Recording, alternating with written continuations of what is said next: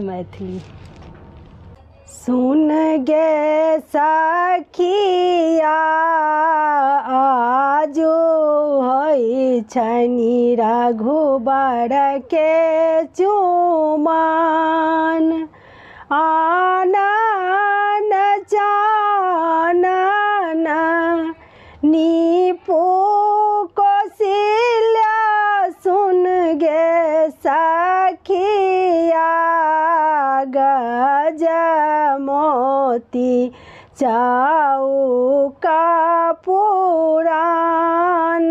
सुन गे सखिया आजो होइ छनि रघुबर के चुमान, अलसा कलश लाए पुरहर साजल। सुन गे सखिया मानिकले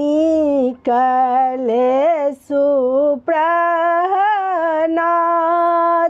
सुन गे सखिया आजो होइ छनि रघुबर के चुमान, दुभिया छत लाए मुनि सब आयल।